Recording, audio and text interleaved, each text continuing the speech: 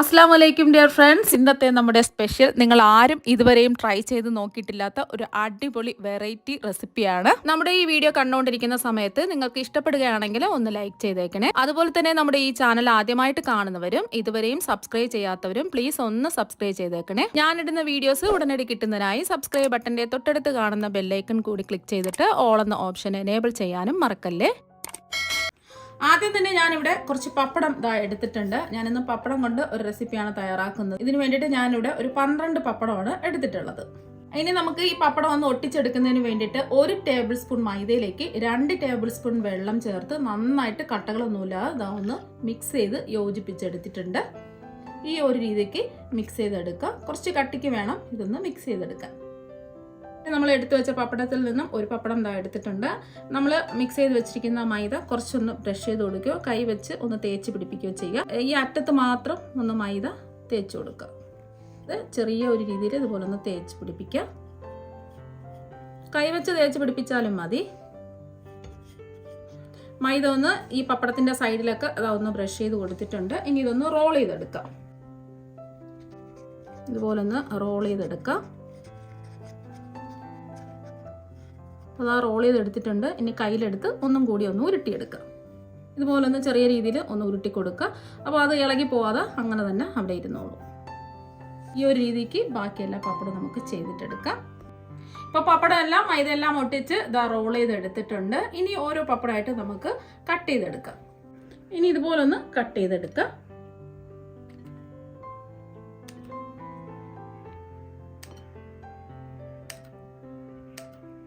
എല്ലാ പപ്പടവും ഇതുപോലെ കട്ട് ചെയ്തെടുക്കാം. ഫ്രൈ ചെയ്തെടുക്കുന്നതിന് വേണ്ടിയിട്ട് കുറച്ച് വെളിച്ചെണ്ണ ഒന്ന് ചൂടാക്കാൻ വെച്ചിട്ടുണ്ട്. അപ്പം നാടൻ റെസിപ്പി ആയതുകൊണ്ട് വെളിച്ചെണ്ണയിൽ ചെയ്യുന്നതായിരിക്കും കുറച്ചും കൂടെ നല്ലത്. വെളിച്ചെണ്ണ ഉണ്ടെങ്കിൽ വെളിച്ചെണ്ണ എടുക്കുക, അല്ലെങ്കിൽ ഏതെങ്കിലും എണ്ണ എടുത്താൽ മതി. വെളിച്ചെണ്ണ നല്ലതുപോലെ ചൂടായി. ഇനി ലോ ടു മീഡിയം ഫ്ലെയിം വെച്ച് കൊടുക്കുക. ഇനി നമ്മൾ കട്ട് ചെയ്ത് വെച്ചിരിക്കുന്ന പപ്പടം കുറച്ച് വീതം ഇട്ട് ഇതൊന്ന് ഫ്രൈ ചെയ്തെടുക്കാം. ആദ്യം ഒരു പകുതി ഞാൻ ഇട്ട് കൊടുക്കുന്നുണ്ട്. എണ്ണ നല്ലതുപോലെ ചൂടായിട്ട് ലോ ടു മീഡിയം ഫ്ലെയിം വയ്ക്കുക. എന്നിട്ട് ഇതൊന്ന് ഫ്രൈ ചെയ്തെടുക്കുക. ഫ്രൈ ചെയ്തെടുക്കുന്ന സമയത്ത് കാണാൻ തന്നെ നല്ല ഭംഗിയാണ്. നമ്മൾ പപ്പടം വറുത്തെടുക്കുന്നത് പോലെ ഇതൊന്ന് വറുത്തെടുക്കുക. പപ്പടമൊക്കെ നല്ലൊരു ഗോൾഡൻ നിറാവുന്നത് വരെ ഫ്രൈ ചെയ്തെടുക്കുക. അപ്പോൾ പപ്പടമൊക്കെ ഒരു ഗോൾഡൻ നിറം ആയിട്ടുണ്ട്. ഇനി എണ്ണയിൽ നിന്ന് ഇത് കോരി മാറ്റാം. ഇപ്പോൾ പപ്പടം എന്താ ഫ്രൈ ചെയ്തെടുത്തിട്ടുണ്ട്. ഇതുപോലെ ബാക്കിയിരിക്കുന്നത് നമുക്ക് ഫ്രൈ ചെയ്തെടുക്കാം. പപ്പടം എല്ലാം ഇതാ വറുത്തെടുത്ത് മാറ്റി വെച്ചിട്ടുണ്ട്. ഇനി ഒരു മൺചട്ടിയിലേക്ക് 2 ടേബിൾ സ്പൂൺ വെളിച്ചെണ്ണ ഒഴിച്ചു കൊടുക്കുക. നമ്മൾ പപ്പടം വറുത്തെടുത്തിട്ട് ബാക്കി എണ്ണ എടുത്താലും മതി. ഇപ്പോൾ 2 ടേബിൾ സ്പൂൺ എണ്ണ അതാ ഒഴിച്ചു കൊടുത്തിട്ടുണ്ട്. എണ്ണ ഒന്ന് ചൂടാവട്ടെ. ഇനി ചൂടായി കിടക്കുന്ന വെളിച്ചെണ്ണയിലേക്ക് 1/2 ടീസ്പൂൺ കടുക് ഇട്ട് കൊടുക്കാം. കടുകെല്ലാം ഒന്ന് പൊട്ടി വരട്ടെ. അപ്പോൾ കടുകെല്ലാം ഒന്ന് പൊട്ടിയതിന് ശേഷം ഇതിലേക്ക് ഒരു 1/4 ടീസ്പൂൺ ഉലുവ കൂടി ഇട്ട് കൊടുക്കുക. ഉലുവ കൂടി പോകരുത്, ഒരു 1/4 ടീസ്പൂൺ ഇട്ട് കൊടുത്താൽ മതിയാകും. കൂടി പോകുകയാണെന്നുണ്ടെങ്കിൽ ഒരു കയ്പ്പ് ഉണ്ടാവും. ചെറുതായിട്ടൊന്ന് ഇത് നിറമൊക്കെ മാറട്ടെ. ഈ ഉലുവയുടെ നിറം ചെറുതായിട്ടൊന്ന് മാറട്ടെ. മീഡിയം ഫ്ലെയിം വെച്ച് കൊടുക്കുക. ഇനി ഇതിലേക്ക് കുറച്ച് കറിവേപ്പില ഇട്ട് കൊടുക്കുക. അപ്പോൾ ഉലുവയുടെ നിറമൊക്കെ ഒന്ന് മാറിയതിന് ശേഷം ഇനി ഇതിലേക്ക് കുറച്ച് വലിപ്പത്തിലുള്ള ഇഞ്ചി ഒന്ന് ചതച്ചെടുത്തതാണ്, അതും കൂടി ഇട്ട് കൊടുക്കുക. 1.5 ടേബിൾ സ്പൂൺ ഇഞ്ചി ഉണ്ടാവും. ഇനി ഇതിലേക്ക് ഒരു 6 വെളുത്തുള്ളി അല്ലി ചതച്ചെടുത്തിട്ടുള്ളതാണ്. ഇഞ്ചിയും ചതച്ചാണ് എടുക്കേണ്ടത്. അപ്പോൾ ചതച്ചെടുക്കുമ്പോഴേ ആ ഒരു പ്രത്യേക ടേസ്റ്റ് ഉണ്ടാവും. ഈ ഇഞ്ചിയുടെയും ആ വെളുത്തുള്ളിയുടെയും ഒരു പച്ചമണം മാറി കിട്ടുന്നത് വരെ ഒന്ന് ഇളക്കി കൊടുക്കുക. ഒരു 30 സെക്കൻഡ് ആയിട്ടുണ്ട്. ഇഞ്ചിയുടെയും ആ വെളുത്തുള്ളിയുടെയും ഒരു പച്ചമണമൊക്കെ ഒന്ന് മാറിയിട്ടുണ്ട്. പുളിയും ചതച്ച് തന്നെ ഇട്ട് കൊടുക്കുക. പേസ്റ്റ് പരുവത്തിനുള്ളത് ഇട്ട് കൊടുക്കരുത്, എന്നാൽ ആ ഒരു പ്രത്യേക ടേസ്റ്റ് ഉണ്ടാവില്ല. ചെറിയ ചെറിയ കഷ്ണങ്ങളായിട്ട് കുഞ്ഞുകുഞ്ഞായിട്ട് അരിഞ്ഞു വേണമെങ്കിലും ഇട്ട് കൊടുക്കാവുന്നതാണ്. ചതച്ചിട്ടെടുക്കുമ്പോഴാണ് ആ ഒരു പ്രത്യേക ടേസ്റ്റൊക്കെ ഉണ്ടാവുന്നത്. ഇനി ഇതിലേക്ക് നമ്മൾ ചേർത്ത് കൊടുക്കുന്നത് ചെറിയ ഉള്ളി ചെറുതായിട്ട് കട്ട് ചെയ്ത് അരിഞ്ഞെടുത്തിട്ടുള്ളതാണ്. അതും കൂടി ഇതിലേക്ക് ഇട്ട് കൊടുക്കാം. ഞാനിപ്പോൾ അത്യാവശ്യം വലിപ്പമുള്ള ചെറിയ ഉള്ളിയാണ് എടുത്തിട്ടുള്ളത്, 15 എണ്ണമാണ്. അപ്പം കുഞ്ഞ് ചെറിയ ഉള്ളിയാണെന്നുണ്ടെങ്കിൽ ഒരു 20 ചെറിയ ഉള്ളി ചെറുതായിട്ട് കട്ട് ചെയ്തെടുക്കാം. ചെറിയ ഉള്ളി ഇല്ല എന്നുണ്ടെങ്കിൽ ഒരു സവാള ചെറുതായിട്ട് കട്ട് ചെയ്തെടുത്താലും മതി. ചെറിയ ഉള്ളി ചേർക്കുമ്പോഴാണ് പ്രത്യേക ഒരു ടേസ്റ്റ് കിട്ടുന്നതിന്. ഇനി ഈ ഉള്ളിയെല്ലാം ഒന്ന് വഴന്ന് ഒരു ഗോൾഡൻ നിറം ആകുന്നത് വരെ ഒന്ന് ഇളക്കി കൊടുക്കാം.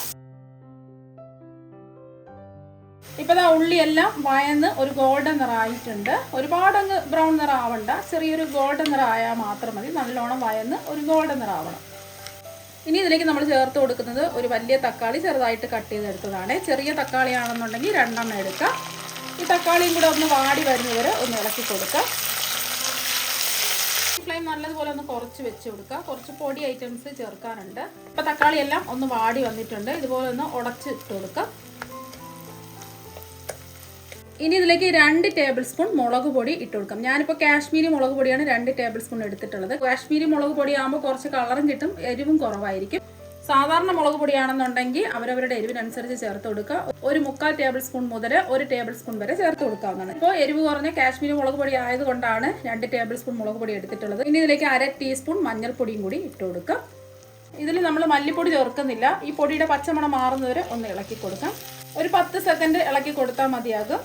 ഇതെല്ലാം നല്ല ചൂടല്ലേ. അപ്പോൾ ഫ്ലെയിം നല്ലതുപോലെ കുറച്ചിട്ട് വേണം പൊടികൾ ഇട്ട് കൊടുക്കാൻ വേണ്ടിയിട്ട്. ഇപ്പോൾ പൊടിയുടെ പച്ച മണമൊക്കെ ഒന്ന് മാറിയിട്ടുണ്ട്. ഇനി ഇതിലേക്ക് പുളിവെള്ളം ഒഴിച്ചു കൊടുക്കാം. ഞാനിപ്പോൾ 1/2 കപ്പ് പുളിവെള്ളമാണ് എടുത്തിട്ടുള്ളത്. നെല്ലിക്ക വലിപ്പത്തിലുള്ള പുളി എടുത്തിട്ട് 1/2 കപ്പ് വെള്ളത്തിൽ കുറച്ച് സമയം ഇട്ട് ഒന്ന് കുതിർത്തതിന് ശേഷം അരിച്ചെടുത്തിട്ടുള്ള പുളിവെള്ളമാണ്. ഇപ്പോൾ കുടംപുളിയാണെന്നുണ്ടെങ്കിൽ കുറച്ച് സമയം ഒരു 3 കപ്പ് വെള്ളത്തിലിട്ട് കുതിർത്തതിന് ശേഷം ഇട്ട് കൊടുത്താൽ മതിയാകും. ഇനി ഇതിലേക്ക് 1 കപ്പ് വെള്ളവും കൂടി ഒഴിച്ചു കൊടുക്കാം. ഇനി ഒന്ന് ഇളക്കി കൊടുക്കാം. ഫ്ലെയിം മീഡിയം ഫ്ലെയിം വെക്കുക. അപ്പോൾ ഇതൊന്ന് തിളച്ച് വന്നിട്ടുണ്ട്. ഇതിലേക്ക് ആവശ്യത്തിനുള്ള ഉപ്പിട്ട് കൊടുക്കാം. നമ്മുടെ പപ്പടത്തിലൊക്കെ ഉപ്പുണ്ട്. അപ്പോൾ അതുകൊണ്ട് കുറച്ച് ഉപ്പ് ആദ്യം ഇട്ടിട്ട് കുറവുണ്ടെന്നുണ്ടെങ്കിൽ ലാസ്റ്റിൽ ചേർത്ത് കൊടുത്താൽ മതിയാകും. ഞാനിപ്പോൾ 1/2 ടീസ്പൂൺ ഉപ്പാണ് ചേർത്ത് കൊടുത്തിട്ടുള്ളത്.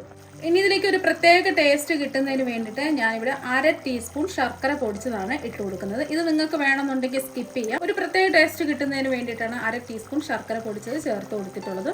ശർക്കരയ്ക്ക് പകരം നിങ്ങൾക്ക് 1/2 ടീസ്പൂൺ പഞ്ചസാര വേണമെങ്കിലും എടുക്കാവുന്നതാണ്. ഈ രണ്ടും താല്പര്യം ഇല്ലാന്നുണ്ടെങ്കിൽ ഈ ഭാഗം ഒഴിവാക്കാം.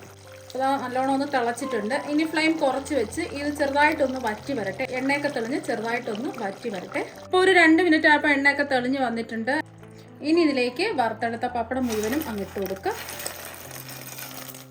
ഇനി ഒന്ന് ഇളക്കി കൊടുക്കുക.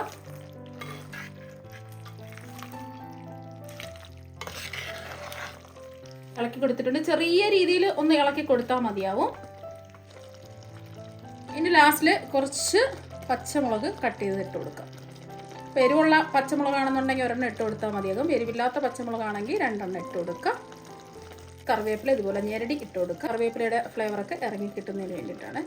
അപ്പോൾ ഈ സമയത്ത് ഉപ്പുണ്ടോയെന്ന് നോക്കുക, ഇല്ലെങ്കിൽ ഉപ്പ് ചേർത്ത് കൊടുക്കുക. ഇനി ലാസ്റ്റിൽ കുറച്ച് 1 ടീസ്പൂൺ പച്ച വെളിച്ചെണ്ണയും കൂടി ഒഴിച്ചു കൊടുക്കുക.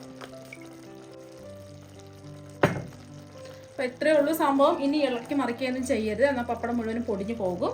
അപ്പോൾ നമ്മുടെ പപ്പടം വെച്ചിട്ടുള്ള കറി ഇവിടെ റെഡി ആയിട്ടുണ്ട്. ഇത് ചോറിൻ്റെ കൂടെയും കഴിക്കാവുന്നതാണ്, അതുപോലെ തന്നെ ബ്രേക്ക്ഫാസ്റ്റിൻ്റെ കൂടെയും കഴിക്കാവുന്നതാണ്. നല്ല മണമാണ്, നല്ല ടേസ്റ്റുമാണ് കഴിക്കാനായിട്ട്. അപ്പോൾ നമുക്കിനി ഫ്ലെയിം ഓഫ് ആക്കാം. ചെറിയ രീതിയിൽ ഇതുപോലെ ഒന്ന് ഇളക്കി കൊടുക്കാം. അപ്പം നമ്മുടെ പപ്പടം വെച്ചിട്ടുള്ള കറി ഇവിടെ റെഡി ആയിട്ടുണ്ട്. അടിപൊളി ടേസ്റ്റാണ്. എന്തിൻ്റെ കൂടെയും ഇത് കഴിക്കാവുന്നതാണ്. ആ ചൂടോടുകൂടി തന്നെ കഴിക്കാം.